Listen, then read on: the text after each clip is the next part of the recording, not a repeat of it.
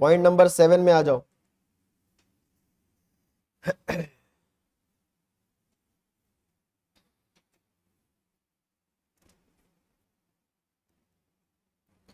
Preliminary. Sir एक बात बताइए, चैप्टर थ्योरी है कि प्रैक्टिकल है? खत्म ही नहीं हो रहा है थ्योरी। प्रैक्टिकल है भाइयों, प्रैक्टिकल है। Preliminary steps, establishing standard costing system, standard costing system. What is the preliminary step of establishing standard costing system? ठीक है, What is the preliminary step of establishing क्या स्टैंडर्ड कॉस्टिंग? तो क्या step होना चाहिए? ये स्टेप्स को हम लिखा दे रहे हैं बट समझाएंगे नहीं है। हाँ,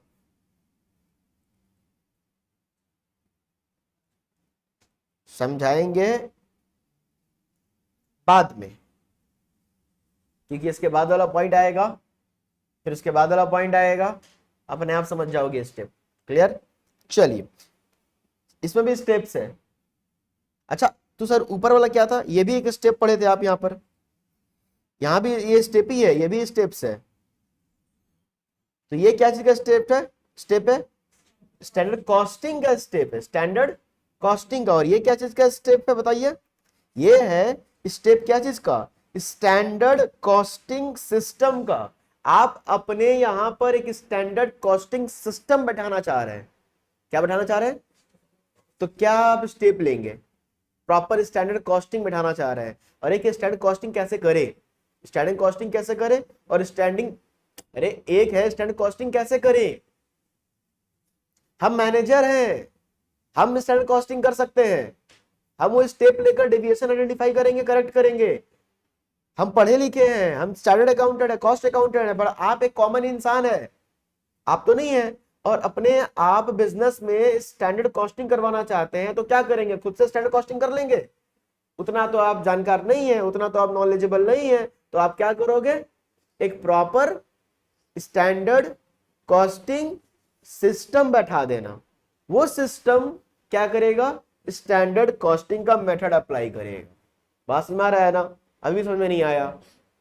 आपको अपने बिजनेस में क्या बैठाना है? स्टैंडर्ड कॉस्टिंग करवाना है।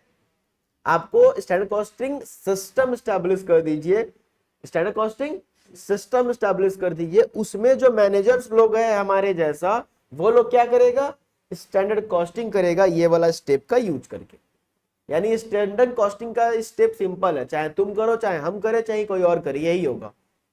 ठीक है ना? और जब सिस्टम बैठाओगे तो सिस्टम के अंदर जो मैनेजर्स लोग होगा, वो यही स्टैंडर्ड कॉस्टिंग सिस्टम करेगा, स्टैंडर्ड कॉस्टिंग का स्टेप यूज करेगा। तो सिस्टम समझ में आ रहा है? सिस्टम क्या करता है? स्टैंडर्ड कॉस्टिंग करता है। सिस्टम क्या करता है? कॉस्टिंग करता है। स्टैंडर्ड कॉस्टिंग कैसे करता है? तो स्टैंडर्ड कॉस्ट सेट करके, करेक्टिव डेविएशन, है ना? क्लियर? क्लियर हुआ पूरा? कोई दिक्कत? अरे है तो बोलो। सर बोलेंगे भी नहीं अब, फालतू का सुना ना देंगे। हाँ, क्या उनका बेचारा का दिल टूट गया, थोड़ा गाना लगाने बोल रहे हैं। चलो पढ़ाई वढ़ाई बंद करके गाना सुना जाए, है ना? गाना सुनने के लिए फीस दे रहे हो? हाँ, गाना सुनने के लिए फीस दे रहे हो? बड़ा स्क्रीन में सर गाना सुनने में मजा मजा आएगा।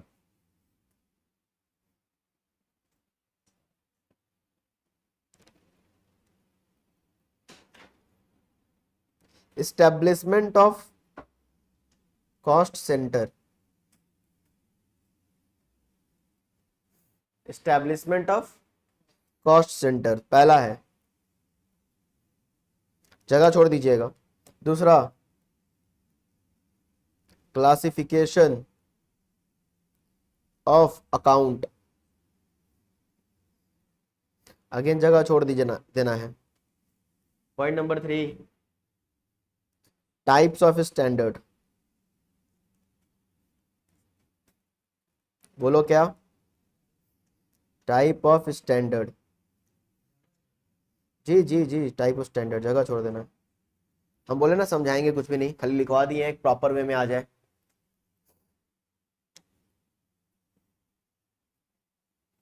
Type of standard.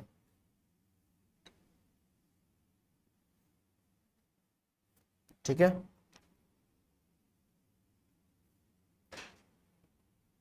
क्लियर हुआ? चलिए नेक्स्ट पॉइंट में आ जाइए।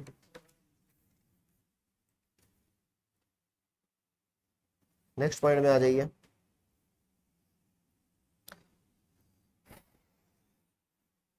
एक्चुअली क्या है ना, पहला पॉइंट बोल रहा है कि कॉस्ट सेंटर स्टैब्लिश करिए। कॉस्ट सेंटर क्या होता है? जो खर्चा करने वाला डिपार्टमेंट है। कॉस्ट कंट्रोल तभी कर पाओगे, जो खर्चा करने वाला डिपार्टमेंट है ना, उसको आप क्या करिए, अलग अलग डिपार्टमेंट फॉर्म करिए।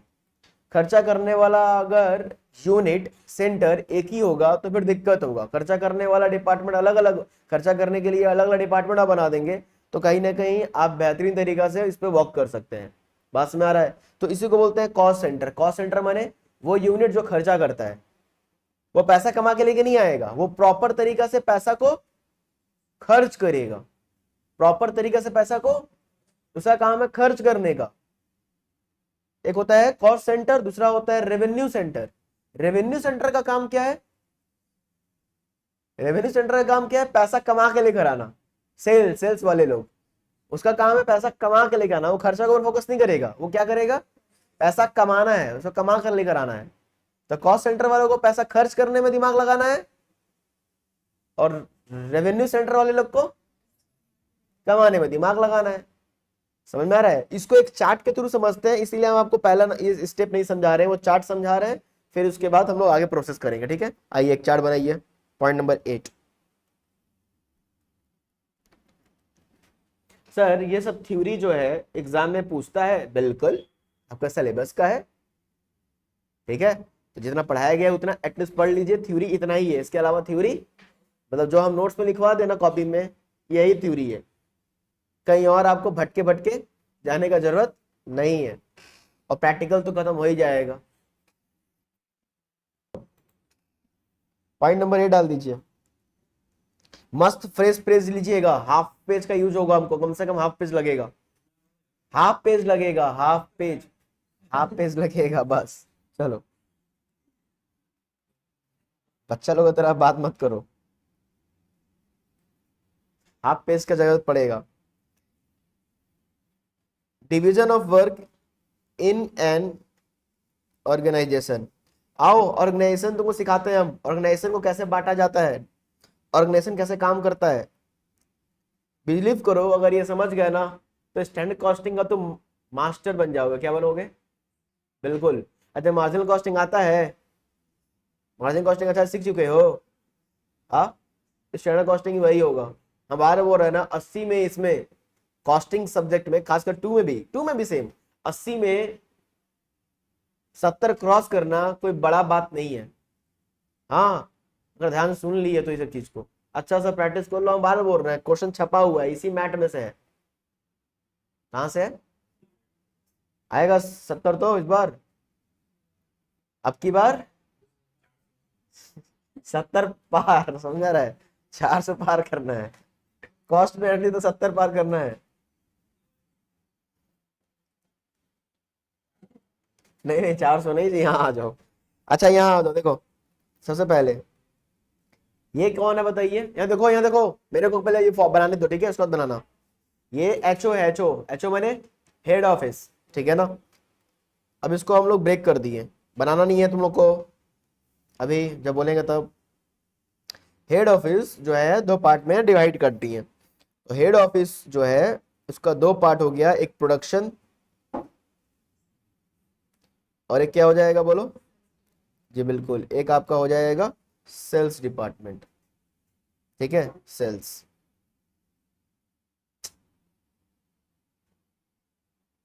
एक प्रोडक्शन और दूसरा कौन हो गया? Sales department. ये दोनों डिपार्टमेंट किसको रिपोर्ट करेगा? एचओ को करेगा। ये दोनों डिपार्टमेंट किसको रिपोर्ट करेगा?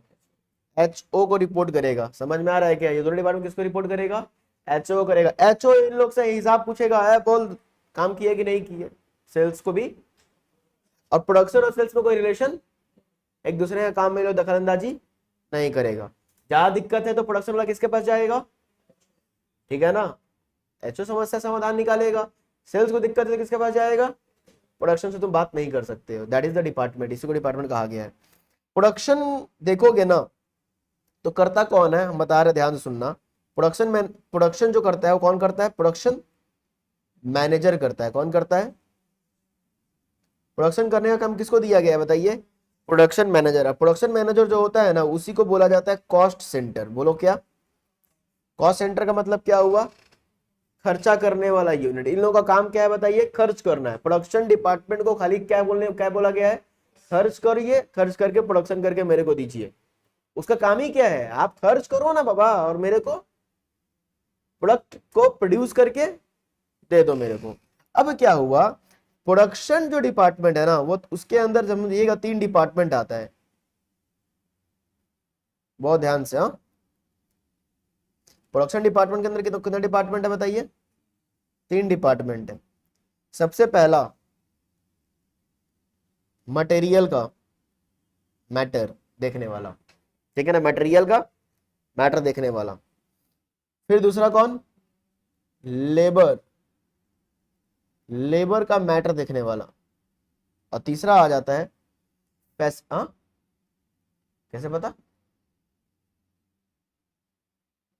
क्या बोल रहा है? फैसिलिटीज, फैसिलिटी बोल रहे थे? क्या बोले थे? कुछ नहीं बोला था। फैसिलिटीज, फैसिलिटीज वाला, ठीक है ना। इसको आप बोल सकते हो अदर। क्या बोल सकते हो? ये अदर हो गया। तो एक कौन सा है बताइए यूनिट? मटेरियल यूनिट, ठीक है ना। दूसरा कौन हो गया बताइए? लेबर का यूनिट। और तीसरा क्या हो गया? तो प्रोडक्शन में 3 लोगों का अहम रोल है, 3 चीज का अहम रोल होता है। क्या क्या बताइए? मटेरियल, लेबर और अदर फैसिलिटीज या अदर। समझ में आ रहा है ना? कोई दिक्कत नहीं। मटेरियल का अंदर ढुकोगे ना तो मटेरियल में भी 2 लोग का रोल होता है। इसमें बहुत ध्यान सुनना है, मटेरियल में 2 लोगों का रोल है। मटेरियल परचेज करने वाला यूनिट अलग, मटेरियल परचेज करने वाला यूनिट अलग। कौन परचेज करता है बोलो तो? जी बिल्कुल, परचेज मैनेजर। परचेज करने का काम किसके हाथ में रहता है? परचेज मैनेजर के हाथ में रहता है। तो सर प्रोडक्शन मैनेजर, अरे प्रोडक्शन मैनेजर का काम परचेज करना नहीं है। प्रोडक्शन का काम, प्रोडक्शन मैनेजर का काम प्रोडक्शन करना है, मतलब यूज करना है। उसका जिम्मेदारी है कि जितना प्रोडक्शन वाला परचेज वाला खरीद के लेकर आया ना, उसको क्या कर लो? यूज करो। यूजेस के ऊपर फोकस, यूटिलाइजेशन के ऊपर फोकस किसका है? यूज करने के ऊपर। उसका काम प्रोडक्शन, प्रोडक्शन मैनेजर का काम क्या बताइए? मेरा बात सुनो, मेरा बात सुनो। प्रोडक्शन मैनेजर, मेरा बात बहुत ध्यान से सुनो। प्रोडक्शन डिपार्टमेंट का मैनेजर कौन? प्रोडक्शन मैनेजर के अंदर मटेरियल आता है, पर मटेरियल खरीद कर लाने का जिम्मेदारी किसी और का होता है। भले वो प्रोडक्शन डिपार्टमेंट के अंदर में आता है, पर प्रोडक्शन डिपार्टमेंट के अंदर में आने के बावजूद भी मटेरियल खरीद के लाने का जिम्मेदारी किसी और का। ये प्रोडक्शन डिपार्टमेंट है। और मान लो ये प्रोडक्शन डिपार्टमेंट है, यहाँ पर जिस तरह से प्रोडक्शन होगा, मटेरियल कहाँ से आएगा, क्या जो भी डिपार्टमेंट है, जो भी प्रोडक्शन करने का काम, प्रोडक्शन से रिलेटेड एक्टिविटी है, वो मेरा जिम्मेदारी है। बट मेरा बस जिम्मेदारी, यहाँ ध्यान रखना, मेरा जो जिम्मेदारी है ना, उसमें भी रिस्ट्रिक्शन लगा दिया गया है। बोला गया है कि इसमें आप प्रोडक्शन करवाइए ना, बट मटेरियल खरीदने का जिम्मेदारी किसी और को दे दीजिए। ये काम रहेगा मटेरियल खरीदने का। परचेज मैनेजर क्या करेगा? मटेरियल खरीद के लेकर आएगा। इसका जिम्मेदारी परचेज खाली करना है, बाकी जो करना है आप करिए, पर परचेज का जिम्मेदारी सर हम ही को बोल दीजिए ना परचेज करने के लिए चले जाए। नहीं, आप प्रोडक्शन पे ध्यान दीजिए ना, परचेज करने का काम किसी और पे। आप प्रोडक्शन पे कॉन्सेंट्रेट करिए, कहाँ मार्केट में गर्मी में भटकेंगे। बस में रहा है, इधर ढूंढो वो घूमो, बार्गेनिंग करो और झमेला है, छोड़ो। आप अपना काम किस पे ध्यान दीजिए? परचेज को दे दीजिए। परचेज वाला डिपार्टमेंट, परचेज मैनेजर डिपार्टमेंट नहीं, परचेज मैनेजर परचेज करवा लेगा। बात समझ में आ रहा है क्या? तो प्रोडक्शन में ही 2 लोग हो गए, क्लियर हुआ। पर ओवरऑल प्रोडक्शन मैनेजर ही सब कुछ रन करता है, सब कुछ जिम्मेदारी किसके अंदर? बट उसी में परचेज का काम किसी और को दे दिया गया है। क्लियर है? Okay sir. उसी तरीका से अब और देखो, लेबर, लेबर मटेरियल के साथ 2 काम होगा। एक परचेज करो मटेरियल को, और फिर क्या करो? उसको यूज करो। तो परचेज करने का काम किसका? मैनेजर का, और यूज करेगा काम किसका? Production manager. हाँ बोलो, ठीक ही बोल रहे हो, प्रोडक्शन मैनेजर का। उसी तरीका से लेबर में डूब जाओ आप। तो लेबर में हायरिंग करने का काम, लेबर को क्या करने का काम? हायरिंग। हायरिंग करने का काम किसका हो जाएगा? प्रोडक्शन। प्रोडक्शन मैनेजर बोल रहा है हम हायर कर देंगे। भाई तुम अपना प्रोडक्शन में लगो ना, तुम इतना चिंता काहे कर रहा है हायरिंग करने में? हायरिंग करने का काम किसी और को दे दे रहे हैं। किसको? एचआर को। किसको देते रहे बताओ? एचआर को। एचआर क्या करेगा बोलो? हायर करेगा। तुम क्या करोगे? जो हायर किया हुआ एम्प्लॉय लोग आएगा, उसको उसको यूज नहीं बोलते हैं, उसी को मशीन में डाल देंगे। चल आ गया है, अब तुम्ही से जूस बनाएंगे हम, उसी को मशीन में डाल दोगे। क्या बोलते हैं उसको? यूटिलाइज। क्या बोलोगे? यूटिलाइज। ह्यूमन रिसोर्सेज को यूटिलाइज किया जाता है, यूटिलाइजेशन करोगे। अब ये यूटिलाइजेशन का काम किसका है? प्रोडक्शन मैनेजर को। जो हम चार्ट सिखा रहे हैं ना, सीख गए ना, कॉस्टिंग खत्म है फिर। Production manager. समझ में आ रहा है क्या? क्लियर है? फिर क्या डिपार्टमेंट क्लियर हुआ? तो देख रहे हो, प्रोडक्शन में ही काम, प्रोडक्शन से कुछ छीन लिया गया। मटेरियल खरीदने का काम, लेबर को हायर करने का काम एचआर डिपार्टमेंट। अब आता है other facility. Sir other facility मतलब? अदर फैसिलिटी में जैसे कि आप बोल सकते हो, हाँ कुछ भी बोल सकते हो, मेडिकल देना या फिर इलेक्ट्रिक इलेक्ट्रिक का काम देख लेना, पाइप वाइप का काम देखना, अदर फैसिलिटी। अरे प्रोडक्शन करने के लिए पानी चाहिए, प्रोडक्शन करने के लिए इलेक्ट्रिसिटी चाहिए, हाँ तो ये सब काम अदर, मेडिकल फैसिलिटी चाहिए तो अदर फैसिलिटीज जो भी हो गया। तो कहीं ना कहीं जो कहीं ना कहीं फैक्ट्री में प्रोडक्शन करने में हेल्प लगेगा, प्रोडक्शन करने में क्या लगेगा? हेल्प लगेगा, तो उसको अदर फैसिलिटी बोलते हैं। अब उसमें भी दो लोग का काम हो गया। प्रोडक्शन मैनेजर को बोला गया, प्रोडक्शन मैनेजर बोल रहा हम ना सबका मालिक है, तो मेरा जिम्मेदारी है, सब कुछ का मेरा रहेगा। प्रोडक्शन मैनेजर को बोला गया, अच्छा प्रोडक्शन मैनेजर को इस जिम्मेदारी से मुक्त कर कौन रहा है? एचओ। एचओ कर रहा है खुद से ना। परचेज मैनेजर खुद नहीं बोलेगा हम ना परचेज करने जा रहे हैं, जिम्मेदारी मेरा है, नहीं। परचेज का काम अलग करेगा, परचेज का काम अलग होगा। ये कौन रिस्पॉन्सिबिलिटी दिया? एचओ को रिस्पॉन्सिबिलिटी दिया है। तभी तो प्रोडक्शन मैनेजर का एचओ का बात मानना पड़ेगा कि नहीं मानना पड़ेगा? समझ में आ रहा है क्या? तो एचओ ही हायरिंग का काम किसी और को दे दिया है। उसी तरीका से प्रोडक्शन मैनेजर बोल रहा है, प्रोडक्शन मैनेजर बोल रहा है सुनो, सारा चीज का फैसिलिटी का ना अरेंजमेंट भी हम करेंगे और यूटिलाइज भी हम करेंगे। हम बोले फिर कहां से आप क्या क्या बुद्धि लगा रहे हो प्रोडक्शन मैनेजर? आप भी अरेंज करोगे और आप भी यूटिलाइज करोगे, तो फिर तो हो गया। अरेंज करने का काम किसी और को दे दो, अरेंज करने का काम किसी और को दे दो, आप बस यूटिलाइज करो। हम यहां पर अरेंजमेंट करके रख दिए टूल्स। अब टूल्स बस टूल्स क्या कर रही है बताइए? वो टूल्स कहाँ है, कैसे आएगा, कहाँ रखा जाएगा, वो तुमको नहीं करना, यूटिलाइज करो ना उसको। बस अरेंजमेंट करने का काम किसी और का, अरेंज कर दिया जाएगा। माई पापा आपके लिए क्या करते हैं? पढ़ाई वढ़ाई का पैसा अभी आपके लिए क्या, अभी तो आप मान लीजिए बड़े हो गए तो 10 तक 11 तक 12 तक सब कुछ अरेंज करते रहे थे ना।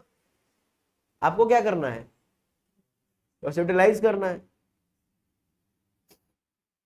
तो वही चीज, तो यहां पर अरेंज, पहला काम क्या हो गया बताइए? अरेंजिंग का, अरेंजमेंट का। और दूसरा काम क्या हो बताइए यहां पर? यूटिलाइजेशन का। अरेंजमेंट करने का काम कौन करेगा बोलो?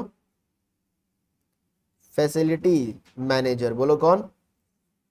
और यूटिलाइजेशन करने का काम कौन करेगा? तो समझ में आ रहा है काम कैसे होता है? इतना बात समझ में आ गया? सर सेल्स वाला बताइएगा थोड़ा सा, सेल्स का काम कौन करता है? Sales manager. बोलो क्या? Sales manager. और सेल्स मैनेजर जो होता है बताइए क्या होता है? रेवेन्यू सेंटर होता है, कॉस्ट सेंटर नहीं होता है। बताइए क्या है? ठीक है, तो हम लोग का फोकस किस पे है बताइए? हम लोग का फोकस प्रोडक्शंस वाले को लेकर है, सेल्स वाले को लेकर। स्टैंडर्ड कॉस्टिंग पढ़ रहे हो तो स्टैंडर्ड कॉस्टिंग में हमारा सिलेबस में सेल्स नहीं है, हमारे सिलेबस में क्या है? प्रोडक्शन है। तो सेल्स के अंदर हम लोग नहीं ढुक रहे हैं, सेल्स का डिपार्टमेंट के अंदर हम लोग नहीं जा रहे हैं, हम लोग प्रोडक्शन के डिपार्टमेंट को समझ लिए। ठीक है, एक बार हम 1 मिनट कंक्लूड कर रहे हैं फिर आप लिखेंगे।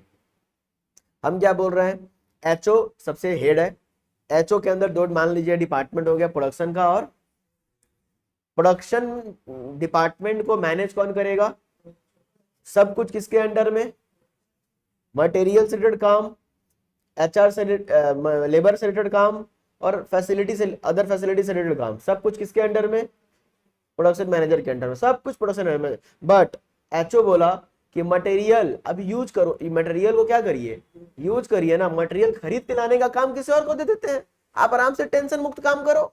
तो मटेरियल खरीदने का काम परचेज मैनेजर का, लेबर को हायर करने का काम किसी और को दे दे रहे हैं, आप बस लेबर को यूटिलाइज करो, तो लेबर को हायर करने का काम एचआर का, फैसिलिटी का अरेंजमेंट करने का काम किसी और को दे देते हैं, क्यों माथा पे आप टेंशन ले रहे हैं, आप क्या करो। तो मेरे डिपार्टमेंट के अंदर ही कुछ एक्टिविटी को एचओ क्या किया, एक सेपरेट काम किसी को दे दिया, समझ में आ रहा है क्या, ताकि क्या कर पाए बोलो तो, कॉस्ट कंट्रोल कर पाए। हाँ, that is the cost control. Cost control मतलब वही डेविएशन वगैरह चेक करना, कॉस्ट कंट्रोल। कॉस्ट कंट्रोल का मतलब क्या वो बोलो तो, कॉस्ट कंट्रोल का मतलब कि जो स्टैंडर्ड बोला गया है उतना एक्चुअल हो रहा है कि नहीं हो रहा है, उतना एक्चुअल हो, और एक्चुअल नहीं हो रहा है तो जिम्मेदारी हो। प्रोडक्शन प्रोडक्शन करने में माहिर है, परचेज करने में नहीं। हमको नहीं परख है कैसे परचेज करें, हमको बार्गेनिंग करने नहीं आता है, बात समझ में आ रहा है, हमको सप्लायर का भाव नहीं पता, प्रोडक्शन को तुमसे कैसे काम करवाएं ये हमको पता है, पर कौन सा लेबर को हायर करे, लेबर का देख कर समझ जाए कि ये टैलेंटेड है, ये काम मेरे को नहीं पता, ये काम एचआर को है। फैसिलिटी अरेंज कहां से करे ये काम मेरे को नहीं पता, उसको यूज कैसे करना है फैसिलिटीज को, इलेक्ट्रिसिटी को, ठीक है ना, अदर टूल्स को, वो मेरे को पता है, इसलिए काम ये किसी और को दे दिया गया ताकि इस पे कॉस्ट कंट्रोल लगा पाए। क्लियर है। और यही चार्ट से एक नया चार्ट बनेगा, वो चार्ट आपका स्टैंडर्ड कॉस्टिंग का प्रैक्टिकल के रास्ते पे जाएगा। तो समझ में आ रहा है, काइंडली ये चार्ट बनाइए पहले जल्दी से।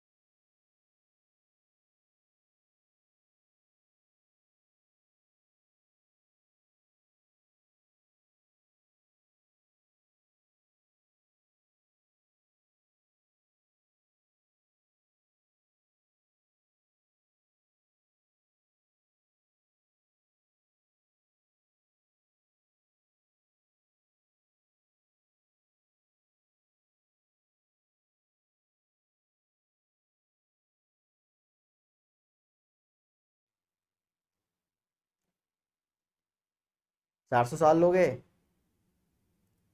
हो गया ना, जल्दी जल्दी बनाना चाहिए ना।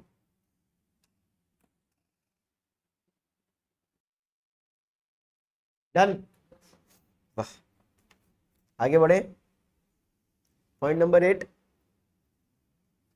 हो गया। अब देखो, बात समझना, यहां तक क्लियर ना? हम लोग इस चैप्टर में प्रैक्टिकली करने क्या वाले हैं? थ्योरेटिकल सब समझ गए, प्रैक्टिकली चैप्टर में हमारा ऑब्जेक्टिव क्या है, क्या करेंगे इस प्रैक्टिकल चैप्टर में? देखो ये पॉइंट आओ, ये रहा हमारा स्टेप। स्टेप हुआ तो हम लोग यहां पर स्टैंडर्ड कॉस्ट कितना सेट होगा ये नहीं देखने वाले हैं। एक्चुअल कॉस्ट नहीं हम लोग यहां पर करने वाले हैं कंपेयर। क्या करने वाले हैं? पॉइंट नंबर 2, पॉइंट नंबर 1 2 तो क्वेश्चन खुद बताएगा।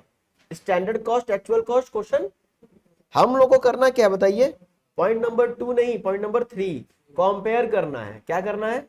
कंपेयर करना है और एनालाइज करना है, मेजरमेंट करना है। एनालाइज द डेविएशन, इसको एनालाइज ही बोल सकते हो। एनालाइज द डेविएशन, डेविएशन को एनालाइज करना है। क्लियर है क्या? कंपेयर करना है और डेविएशन को पहले तो कंपेयर करना है कि भाई जितना स्टैंडर्ड कॉस्ट सोचे थे उतना एक्चुअल कॉस्ट हुआ है क्या, तो एनालाइज करना है। पहले तो कंपेयर करना है, फिर क्या करना है कि डेविएशन में क्या है, पॉजिटिव है कि नेगेटिव है। ठीक है ना? इसको हम लोग पॉजिटिव को क्या बोलते हैं? फेवरेबल। पॉजिटिव को क्या बोलेंगे? फेवरेबल है। और नेगेटिव को क्या बोलेंगे? एडवर्स। नेगेटिव क्या बोलेंगे? एडवर्स है। ठीक है ना? पॉजिटिव को क्या बोलेंगे? फेवरेबल। और नेगेटिव को? अरे सोचे थे 11 रुपया स्टैंडर्ड कॉस्ट, हम सेम क्वालिटी का 10 रुपया में लेकर आ गए। सेम क्वालिटी का 11 रुपया स्टैंडर्ड कॉस्ट, एक्चुअल कितना? 1 रुपया बचा लिए ना, तो फेवरेबल है ये। अरे सोचे थे 15 रुपया, सोचे थे सोचे थे सोचे थे सोचे थे 10 केजी चीनी। सोचे थे कितना केजी चीनी, लगा दिए 15 केजी चीनी। अरे प्लान करके कितना रखा गया था, लगा दिए कितना? सेम चीज पे, उतना ही क्वांटिटी पे। बात समझ में आ रहा है क्या? तो क्या होगा बताओ? एडवर्स। समझ में आ रहा है क्या? उतना पे ही 15 केजी, 5 5 केजी ज्यादा क्यों लग गया भाई? सर क्यों लगा बताइए? वो जवाब हम लोग किससे पूछेंगे? यूटिलाइज करने का काम किसका था? मटेरियल लगाना, मटेरियल कितना यूज करना उसका जिम्मेदारी किसका था? हाँ, प्रोडक्शन मैनेजर का। प्रोडक्शन मैनेजर से पूछेंगे हम लोग ये सब बात। समझ आ रहा है ना? अच्छा सर, वो 1 रुपया जो कम लग गया वो सब कैसे बच गया? वो 10 रुपया बोले थे, एक मान लो 10 रुपये बोले थे, 9 रुपया में खरीद के लेकर आ गया, 1 रुपया बचा लिया ना। सर वो कैसे बच गया? उससे किसे पूछा के पूछेंगे? वो परचेज से पूछेंगे हम, परचेज डिपार्टमेंट नहीं, परचेज मैनेजर से पूछेंगे। समझ में आ रहा है ना? तो कुछ समझ में आ रहा है खेल यहाँ पर क्या होने वाला है? तो पहले हमको यही करना है यहाँ पर। पहले क्या करना है? दोनों को कंपेयर करना है, डेविएशन पता करना है। डेविएशन को वेरिएंस कहा जाता है। क्या कहा जाता है? वेरिएंस। बोलो क्या कहा, फिर से बोलो। डेविएशन को क्या कहा जाता है? वेरिएंस। कितना वेरी है, वेरिएंस है। तो हमारा जो वेरिएंस है, जो डिफरेंस है, वेरिएंस माने डिफरेंस। डिफरेंस जो है हमारा, वही डेविएशन या डिफरेंस। डिफरेंस जो है वो फेवरेबल है कि एडवर्स है, ये पता करना है। फिर से लास्ट टाइम बता रहे हैं कि वेरिएशन क्या है, फेवरेबल है कि एडवर्स है, ये पता करना है। ठीक है ना? एडवर्स है कि फेवरेबल है, तो यही बताना है। और किसका गलती है ये आप खुद से समझ जाओगे। क्लियर है? तो आइए आगे बढ़ते हैं। तो एक चार्ट इसी ऊपर है, इसके बाद ही इसी बेस पर एक चार्ट बना रहे हैं हम, और यही हमारा मेन चीज भी है। पॉइंट नंबर कितना? 9। ठीक है? क्या हुआ, घर जाना है? छोड़ दे, छुट्टी, जाओ।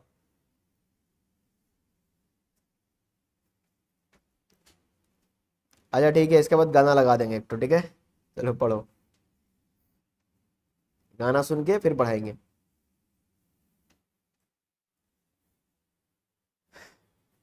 कौन गाना सुनना है?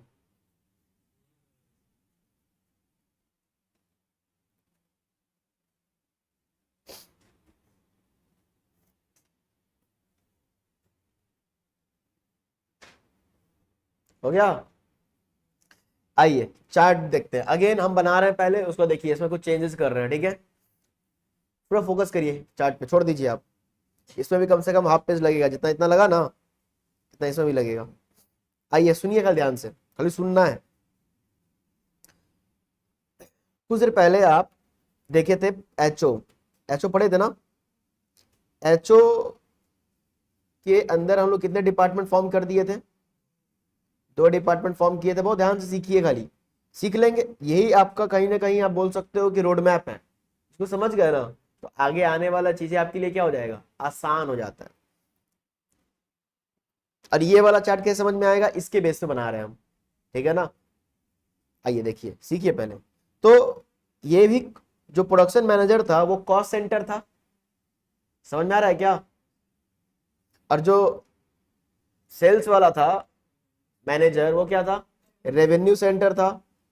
सेल्स मने रेवेन्यू, या फिर ऐसे बोल लो रेवेन्यू सेंटर, हम रेवेन्यू सेल्स लिख दिए। कॉस्ट को ना, कॉस्ट के अंदर, अच्छा बात समझो, कॉस्ट प्रोडक्शन का काम क्या है, कॉस्ट सेंटर, उसका मैनेजर कौन है। तो प्रोडक्शन मैनेजर जब यहां पर कॉस्ट वेरिएंस को एनालाइज करोगे, कॉस्ट में कैसे वेरिएंस होता है, तो वेरिएंसेस को ना हम कॉस्ट को दो तरह में बांट दिए हम लोग, बहुत ध्यान से सुनते रहना है। कॉस्ट को 2 पार्ट में बांट दिए, एक क्या बताइए, वेरिएबल कॉस्ट, और एक क्या बांट दिए, फिक्स्ड कॉस्ट, ठीक है ना। एक को किसमें किए, तो दूसरा को क्या किए, फिक्स्ड कॉस्ट को कर दिए। जो वेरिएबल कॉस्ट है ना, कौन बोलो, वेरिएबल कॉस्ट, उसके अंदर कौन कौन आता है वेरिएबल कॉस्ट के अंदर,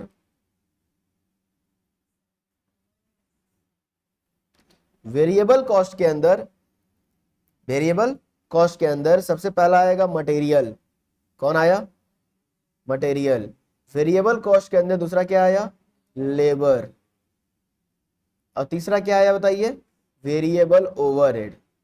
ओवरहेड नहीं, वेरिएबल ओवरहेड, ओवरहेड नहीं, फिर से बोलो, वेरिएबल ओवरहेड। क्योंकि ओवरहेड 2 तरह का होता है, फिक्स्ड ओवरहेड भी होता है और वेरिएबल ओवरहेड भी होता है।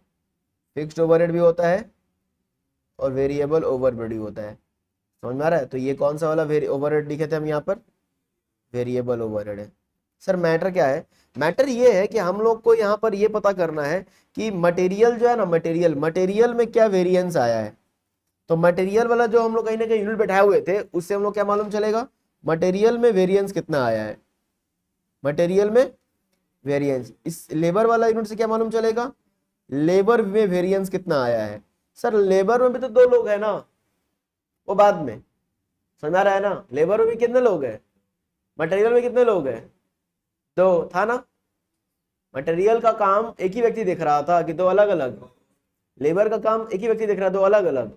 तो जो लेबर वेरिएंस आया है इसमें 2 लोग हैं, हम लोग वहां पर जाकर देखेंगे दोनों में क्या है, अंदर में क्या है। पहले इतना बात समझ में आ रहा है, पहले हमको मटेरियल वेरिएंस पता करना होगा, जो कि किसके डिपार्टमेंट के अंदर आता है, प्रोडक्शन मैनेजर के अंदर में आता, प्रोडक्शन डिपार्टमेंट के अंदर में आता है। और वो भी वेरिएबल कॉस्ट को लेकर, वेरिएबल कॉस्ट में 3 चीज सीखना है, वेरिएबल कॉस्ट को लेकर 3 चीज है, एक मटेरियल वेरिएंस है, एक क्या है, लेबर वेरिएंस है, और तीसरा क्या बताइए जी, वेरिएबल ओवरहेड वेरिएंस, ये सीखना है, ठीक है ना।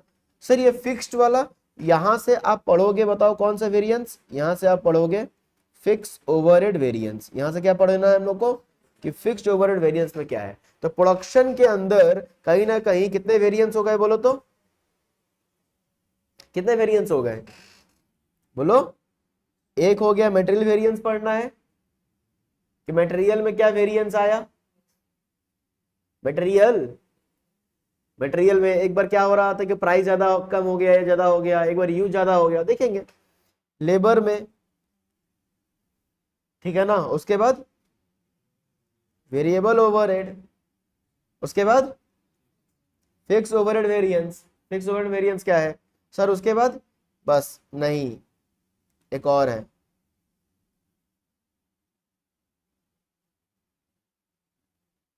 Total overhead variance.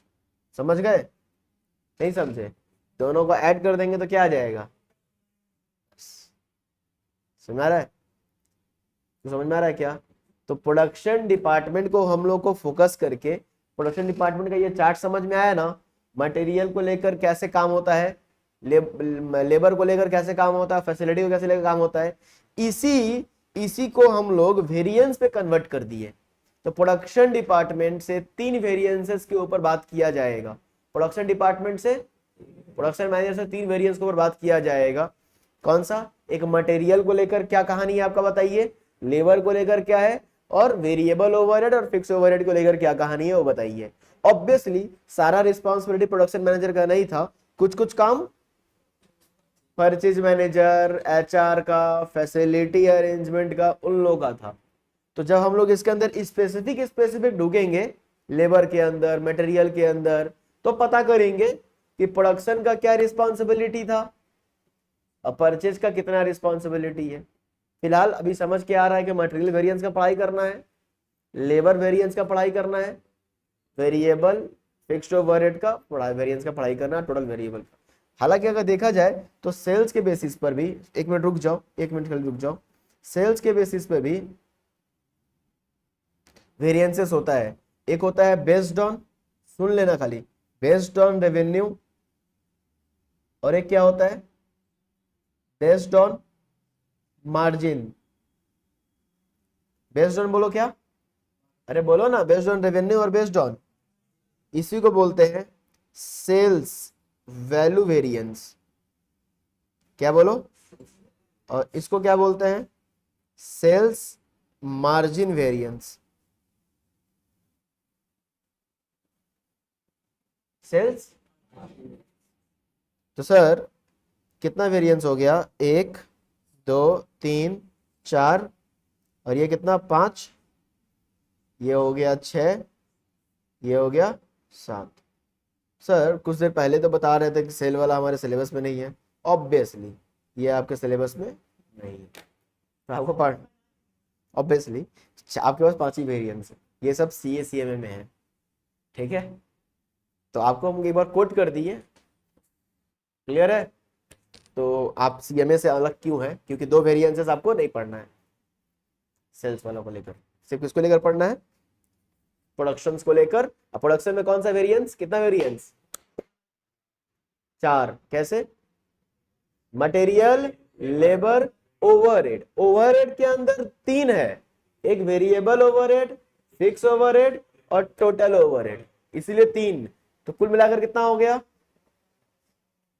कुल मिलाकर कितना हो गया, 1 2 3 4 5। लोग बोलेंगे 3 ही वेरिएबल पढ़, 3 ही वेरिएंस पढ़ना है, लोग बोलेंगे आपसे कि 3 ही पढ़ना है, क्या क्या, मटेरियल, लेबर, वेरिएबल वेरिएंस, उसको बोलना भाई, वेरिएबल वेरिएंस बोलकर नहीं होता है, variance sorry, material variance, labour variance, overhead variance. क्या बोलो, तो उसको बोलना ओवरहेड वेरिएंस बोलकर नहीं होता है, वेरिएबल ओवरहेड वेरिएंस अलग होता है, total fixed variance, fixed overhead variance अलग होता है, टोटल ओवरहेड वेरिएंस अलग होता है। क्लियर हुआ, तो 3 वेरिएंस वहां पर है। चलो अब बना लो जल्दी से, जल्दी जल्दी जल्दी जल्दी जल्दी जल्दी जल्दी जल्दी।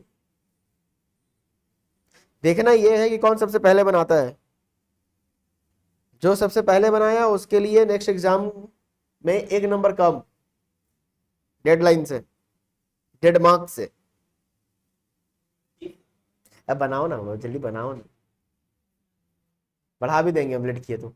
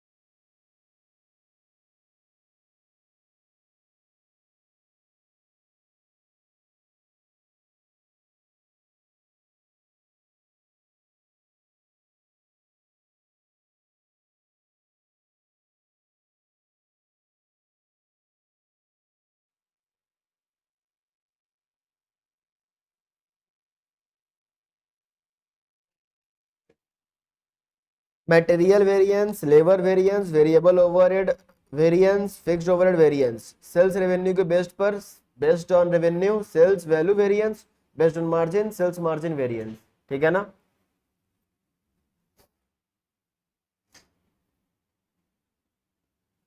आगे बढ़ रहे हैं। Based on revenue, based on margin, sales value variance based on margin,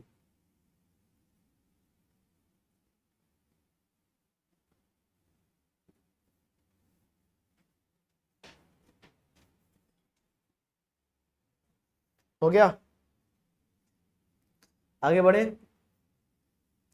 start करते हैं हम लोग। सबसे पहला वेरिएंस स्टार्ट करना पड़ेगा, सबसे पहला वेरिएंस। ठीक है, डाल दीजिए नंबर 1। ठीक है, मटेरियल वेरिएंस। अरे क्या दिक्कत क्या है?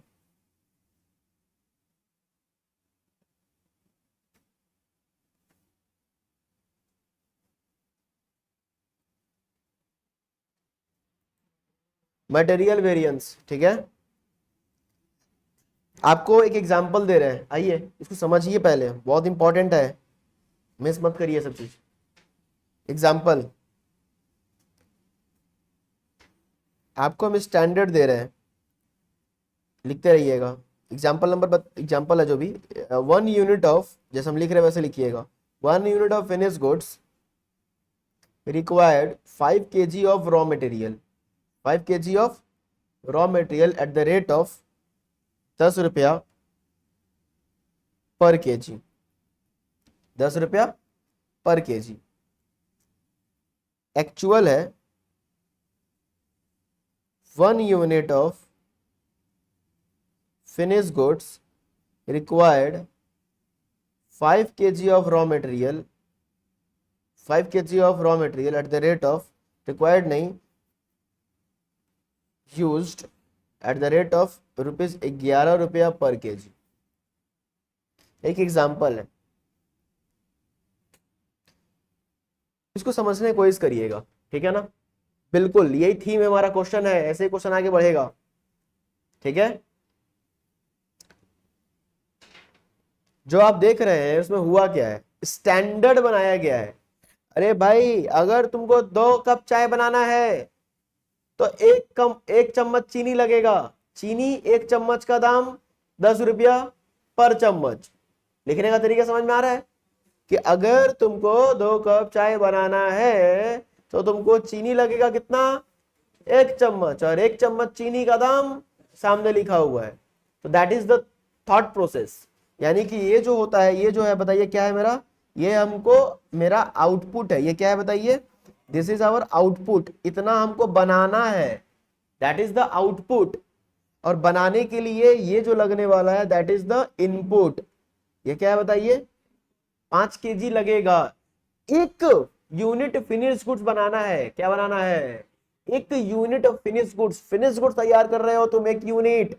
उस 1 यूनिट फिनिश गुड्स बनाने के लिए रॉ मटेरियल लगेगा ना। अरे एक बोतल माजा बनाना है तो उसके लिए रॉ मटेरियल लगेगा ना। कितना रॉ मटेरियल लगेगा? कितना मैंगो लगेगा?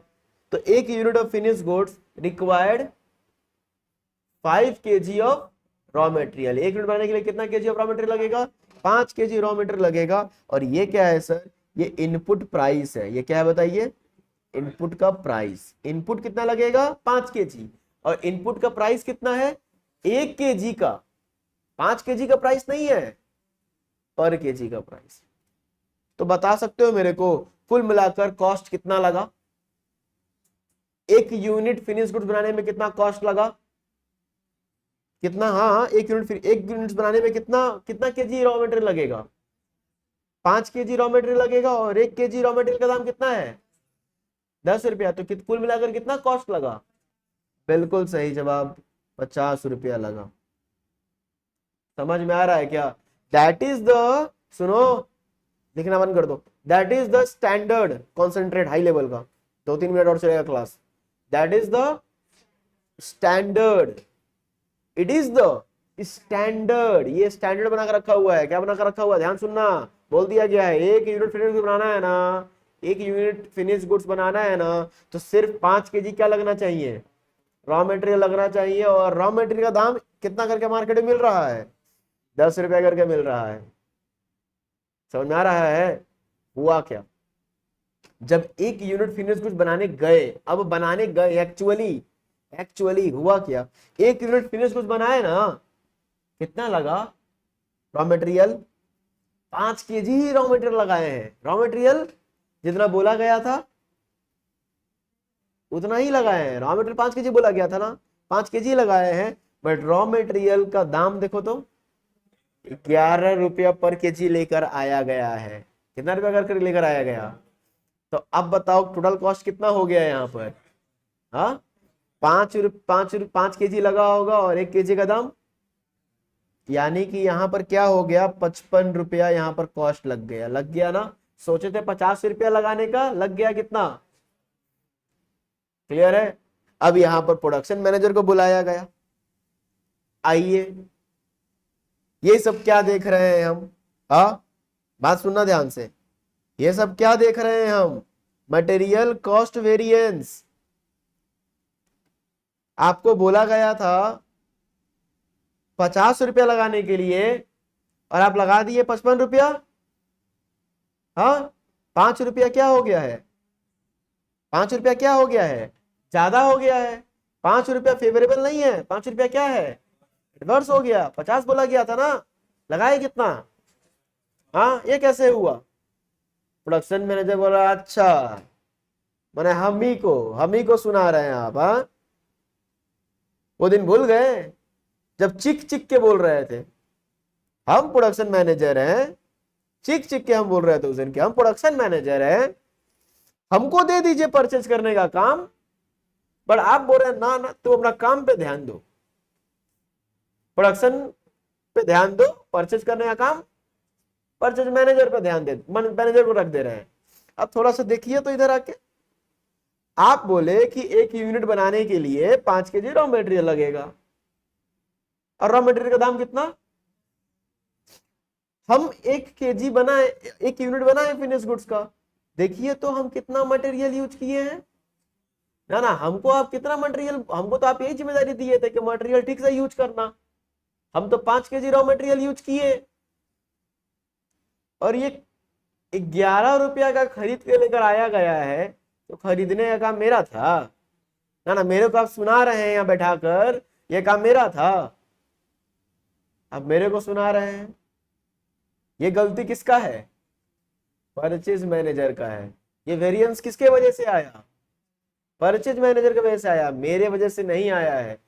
आप समझ रहे हो, ये काम था प्रोडक्शन मैनेजर का, ये इंश्योर करना कि जितना उसको इनपुट बोला गया है, स्टैंडर्ड दिया गया है, उतना स्टैंडर्ड प्रोडक्शन मैनेजर का ये है, उतना बना रहा है कि नहीं। बट प्राइस में अगर वेरिएंस आया है, किसमें आया वेरिएंस, प्राइस में, तो ये किसका रिस्पॉन्सिबिलिटी है बताइए, परचेज मैनेजर का।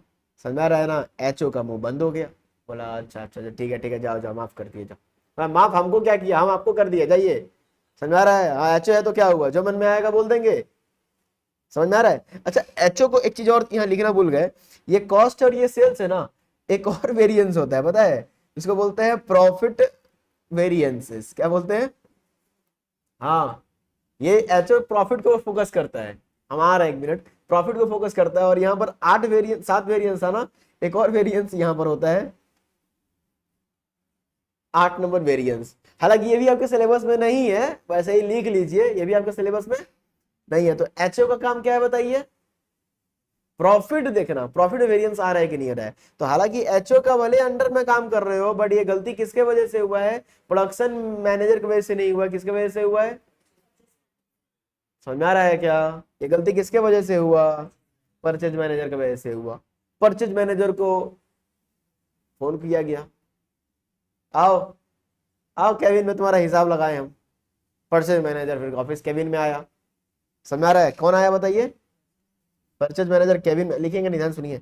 परचेज मैनेजर केविन में आया, उसे पूछा गया क्यों, तुमको तो हम बोले थे कि 10 रुपया करके मार्केट में मिलता है, स्टैंडर्ड तुमको 10 रुपया दिया गया था, 10 रुपया करके तुमको अलॉट किया गया था कि 1 केजी के लिए कितना रुपया लेना है तुमको, 10 रुपया ही करके उठा के लेकर आना है। 1 केजी के लिए 10 रुपया। बात समझ में आ रहा है क्या? तुम्हें 11 रुपये में काहे लेकर आया? हाँ, तुमको तो बोले थे ठीक है 10 रुपये में लेकर आने की, 10 रुपया तुमको फंड अलॉट किए थे 1 केजी के लिए, तुम 11 रुपये में काहे लेकर आया? प्रोडक्शन में परचेज मैनेजर, अच्छा कौन ये बात बोल रहा है बोलो तो? एचओ बोल रहा है। किसको बोल रहा है? परचेज मैनेजर को। परचेज मैनेजर बोला साहब क्या करे, अब हम आपको क्या बताएं अपना दुख। हाँ, क्या आपको हम बताएं रीजन? बोलिए, इतना सारा रीजन है कि हम आपको बता ही नहीं पा रहे हैं। बोला बोलो, सुनने के लिए रेडी है हम। बोला देखिए क्या हुआ ना, गए बाजार में तो मालूम चला कि प्राइस का दाम ही बढ़ गया है, इन्फ्लेशन हो गया है। अरे जो आप 10 रुपया बोले थे वो मार्केट में प्राइस उसका क्या हो चुका है, तो हम क्या करें, इसलिए 11 रुपया में लेकर आए। हमने और सुनाओ। बोला सर गवर्नमेंट टैक्स बढ़ा दिया है, जीएसटी ज्यादा ले रहा है, इसीलिए दाम थोड़ा सा ज्यादा लग गया। समझ में आ रहा है क्या? और बोलो। सर क्या करे, बस वाला भाड़ा बढ़ा दिया है, या फिर ऐसा बोल लो टेम्पो वाला या ट्रक वाला, अरे गुड्स इस पे आएगा, बस में आएगा, तो टेम्पो वाला ट्रक वाला ट्रांसपोर्टेशन कॉस्ट बढ़ गया सर। क्या बढ़ गया? Transportation cost. बोला अच्छा और बोलो। तो सर और क्या बोले, मार्केट में ना जो सप्लायर था वो साफ साफ बोल रहा है कि देखो भाई जो तुम गुड्स के लिए लेने आए हो ना मेरे पास, जो मटेरियल लेने आए हो वो बहुत रेयर है, मिल ही नहीं रहा है मार्केट में, शॉर्टेज हो चुका है भाई, अभी इतना ही पड़ा हुआ है। ये भी एक तो कस्टमर फोन करके बोला है कि लेके जाएंगे, तुम आ गए हो तो तुमको दे रहे हैं। अब आप तो बोले थे कि भाई आना तो खाली हाथ मत लेकर आना, कुछ तो कुछ मटेरियल लेकर आना, नहीं तो प्रोडक्शन रुक जाएगा। अब हम क्या करें, वो सप्लाई मार्केट में कम था, वो बोला कि 1 रुपया ज्यादा देना पड़ेगा। हम बोले ठीक है 1 रुपया ज्यादा ले लीजिए, और 1 रुपया में ज्यादा देकर लेकर आ गए, क्योंकि मार्केट में क्या था, सप्लाई का कमी था। बोला और बोलो। बोला सर जो मटेरियल होता है ना, मटेरियल वो इंडिया में नहीं मिलता है, कहाँ मिलता है? फॉरेन में मिलता है। तो जब फॉरेन में मिलता है तो जानते हैं क्या हुआ है, कल ही हम न्यूज में देखे फॉरेन एक्सचेंज रेट जो है ना वो फ्लक्चुएट हो गया। क्या हो गया? इंक्रीज कर गया। क्या हो गया बताइए? फ्लक्चुएट माने बढ़ गया, घटता भी है, पर क्या हो गया बताइए? फ्लक्चुएट होकर इंक्रीज कर गया। तो बताइए जो चीज के लिए दाम नहीं बढ़ा है, फॉरेन एक्सचेंज रेट ही बढ़ गया, अब हमको वही गुड्स के लिए 11 रुपया देना पड़ रहा है। That is the reason. समझ में आ रहा है क्या? एचओ भी चुप, कुछ नहीं बोल पा रहा है। अब क्या बोले भाई, इसमें हम क्या कर सकते हैं? कुछ कर सकते हैं? हाँ, कुछ भी नहीं कर सकते। अब दाम बढ़ गया, क्या मतलब हम क्या करें? एचओ मान लो, हम एचओ, हम क्या करें इसमें? क्या बोल सकते हैं? कुछ बोल सकते हैं उसको? ये मेरे हाथ में है। अब ये सुनकर उसको गाली देने का मन करेगा? नहीं, एकदम नहीं। गाली देने मतलब कि मेरे हाथ में कंट्रोल नहीं है, तो इसी को बोलते हैं अनकंट्रोलेबल। क्या बोलिए? ये जो रीजन बताया ना ये अनकंट्रोलेबल है। क्या बताइए? कंट्रोल नहीं मतलब, कंट्रोल मतलब क्या, कि इसको कंट्रोल नहीं किया जा सकता, ये हमारे हाथ में। पीछे से परचेज मैनेजर जो था ना, उसके साथ जो स्टाफ था वो सुन रहा था और हंस रहा था। बोले सुनिए तुम क्या हंस रहा है? तो सर और भी रीजन है। बोले और भी रीजन है, बुलाओ तो उसको। तो उसको बुलाया गया, हम बोले बताओ और क्या रीजन है? बोला सर मत पूछिए हमसे, नहीं तो उनको निकाल ही देंगे आप। बोला बोलना चालू करो। बोला क्या बोले हम सर? ये जो साहब गए थे ना आपके परचेज मैनेजर, इनके पास लैक ऑफ मार्केट नॉलेज था। इनको तो यही नहीं पता कि मार्केट में उसका भाव कहाँ क्या चल रहा है। उनको तो मटेरियल के बारे में भी पता नहीं था, कहाँ मिलता है, कौन सा दुकान में मिलता है, कौन सप्लायर देता है, कुछ भी मार्केट के बारे में इनको नॉलेज है। जो भड़क गया। और बोलो। सब एचओ के ऊपर गुस्सा आ रहा है, परचेज मैनेजर को गुस्सा हुआ नजरों से देख रहा है। तो सर अब क्या बोले, मत बुलवाइए, बोलो नहीं तो वो नौकरी से निकाल देंगे। तो सर क्या बोले, ये जो साहब है ना साहब, इनके पास lack of bargaining knowledge, bargaining ही करने नहीं आता इनको। उस दुकानदार बोला 11 रुपया, ये बोले हाँ ठीक है पैक कर दो। अरे बार्गेनिंग करो, इतना क्वांटिटी लेके जा रहे हैं, 2 रुपया कम करिए, 1 रुपया कम करिए, कुछ भी नहीं बोले। अब पक्का है, मेरे को लग रहा था, वो स्टाफ बोल रहा है कि मेरे को लगा उसको बोलते ना कि 1 रुपया कम करने के लिए कम ही कर देता। क्यों? क्योंकि वो फोन में बात कर रहा था 1 रुपया कम कर देंगे, खरीद लो इतना यूनिट। ये मैनेजर बोले ही नहीं। अब मेरा क्या है, हम तो truck driver, bus driver, staff है, लोड करना है मेरा काम, हम कहे बोलने जाए बड़े बड़े लोग के सामने। परचेज मैनेजर के ऊपर एचओ और भड़क रहा है, बोला और बताओ कुछ। हाँ और बताओ। बोले जानते हैं क्या हुआ, ये भाई साहब हम लोग को उतना क्वालिटी का गुड चाहिए ही नहीं था। हम तो फैक्ट्री में काम कर रहे हैं, स्टाफ बता रहा है, हम तो फैक्ट्री में काम कर रहे हैं। हम लोग देखते हैं कि जो हमारे प्रोडक्शन मैनेजर सर थे, प्रोडक्शन मैनेजर, वो इस तरह का क्वालिटी का गुड्स यूज ही नहीं करते थे, और थोड़ा कम क्वालिटी का गुड यूज करते थे, उससे ही काम हो जाता था।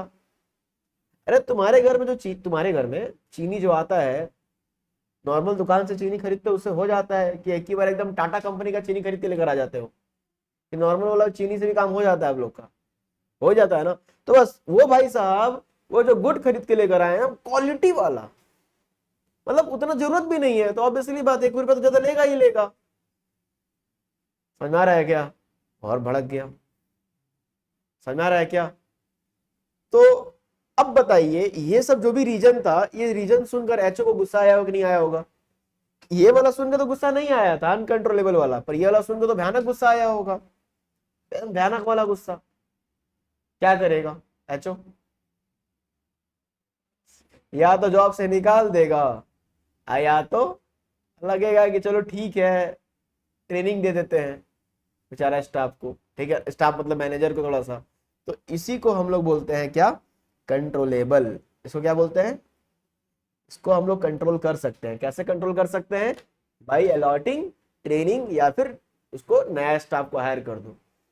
तो अभी जो आप पढ़े मेरे से, ये पढ़े कि reason for change in price. Price में जो जो चेंज आ रहा है, प्राइस में क्या आया है? चेंज आया है। किसका गलती? किसका गलती बोलो? परचेज मैनेजर का गलती। ये गलती जो है परचेज मैनेजर का गलती, ये गलती जो है क्यों हो सकता है? तो उसमें दो है, एक कंट्रोलेबल और एक क्या है? समझ में आया पूरा मैटर? तो ये जो वेरिएंस आया है, ये साफ साफ गलती किसके वजह से हुआ है बताइए? ये साफ साफ बोल सकते हो कि ये परचेज मैनेजर का ही मिस्टेक है ये वेरिएंस में। क्लियर है? और वेरिएंस जानते हो, हमेशा वेरिएंस तो निकाला जाता है तो दिमाग में रख लीजिएगा, अगर क्या लिखे हुए मटेरियल कॉस्ट वेरिएंस, एग्जाम में पूछता है मटेरियल कॉस्ट वेरिएंस कैसे निकालोगे, इसका फॉर्मूला क्या बना? स्टैंडर्ड कॉस्ट, क्या बोलिए? स्टैंडर्ड कॉस्ट में से क्या माइनस किए? Actual cost. और स्टैंडर्ड कॉस्ट कैसे आया? क्लियर है कैसे आया? ये इनपुट जितना लगा और एक इनपुट का प्राइस कितना था, एक इनपुट कितना लगना था और उस इनपुट का प्राइस कितना होना था, और एक्चुअल में जितना इनपुट लगा और इनपुट का प्राइस कितना था, तो 55 रुपया था। किसमें से किसको माइनस करोगे? एक्चुअल से स्टैंडर्ड माइनस करोगे कि स्टैंडर्ड से एक्चुअल को? होना चाहिए 50, हुआ कितना? माइनस में आंसर आएगा ना।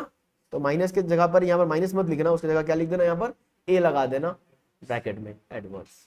और ये साफ यहाँ बताना नहीं होगा आपको, अरे नहीं बात सुन लीजिए, यहाँ बताना नहीं है कैसे गलती है, एकदम नहीं, एकदम नहीं बताना है, वो हम बाद में बता देंगे क्या होता है। पर ये वाला जो है साफ साफ गलती किससे दिख रहा है? That's all. हमारा पढ़ाई यहीं तक है आज का।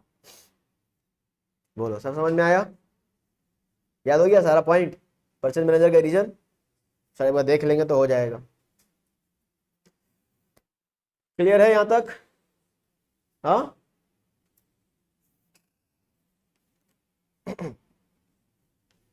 नोट कर लीजिए फटाफट।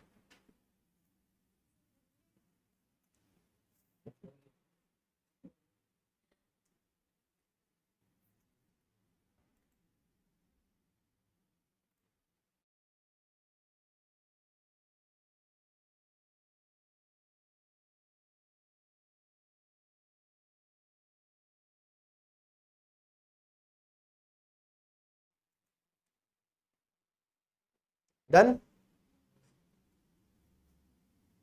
चलिए नेक्स्ट क्लास में मिलते हैं।